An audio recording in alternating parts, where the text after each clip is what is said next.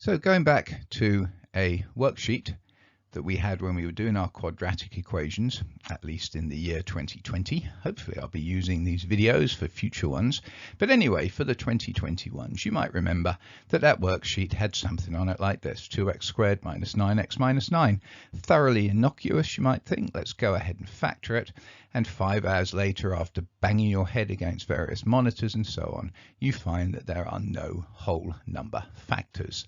So what do? Are we just forced to look at an equation like that and say, oh, we can't factorize it? No, because there exists the equation. If you think of your general quadratic as ax squared plus bx plus c, so a is the coefficient of x squared, in other words, whatever the number is in front of x squared, b is the coefficient of x, in other words, whatever number is in front of x, and c is just the number term, then when you plot those values of a, b, and c into the equation, this one, you can solve for x. Okay, so minus b plus or minus, that's where your two possible solutions come from, the square root of b squared minus 4ac all over 2a. And there's a cute little song for this that I was going to see if I could link somebody singing it into this, but I haven't. But maybe we'll go find the cute little song in class. So really, this is dead easy in terms of application. It's just a bunch of practice needed. Get your quadratic equation to this form, where it's ax squared plus bx plus c equals 0, and then throw in the various values. Let's do one for you. Indeed, let's do our nasty one. So a is 2, that's the coefficient of x squared. B is minus 9, that's the coefficient of x. And c is also minus 9, because that's the number term.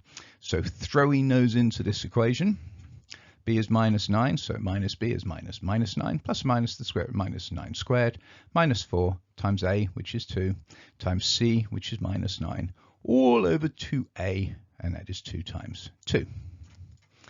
Simplifying out a bit, 9 plus or minus square root of 81 plus 72, which is 9 plus or minus the square root of 153 over 4.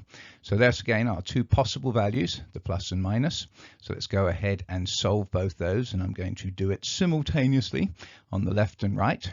So either x is 9 plus the square root of 153 over 4, or x is 9 minus the square root of 153 over 4. So that square root of 153 is 12.4, so we get 9 plus 12.4 over 4, or 9 minus 12.4 over 4, which when popped into our calculators give us 5.35 and minus 0.85. Now you can try popping those values in to the main equation to check yourself. You'll see that because we're doing nasty square roots and so on, it's not exactly right, but I think both of them, when you pop it back in, come to like 0.02 or something like that, which is quite adequate. So lots of practice needed for the quadratic equation.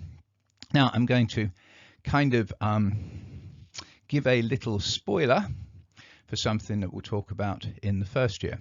And that is that I hope you can realize that anytime we're taking a square root, the number we have to take the square root of has to be a positive number.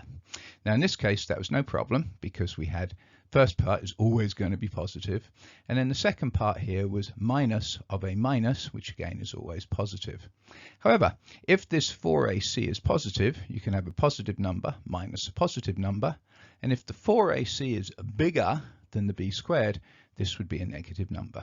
And that will happen, and you are going to possibly see quadratic equations in which 4ac is bigger than b squared, and in those cases you just for now still can't solve them. The equation gives us another very valuable tool in our arsenal for solving quadratic equations, but even then some quadratic equations have no real solution. They do, however, have imaginary solutions. Doesn't that sound like fun? But we'll talk about that next year. So anyway, go ahead, practice the quadratic equation in the quiz following this movie.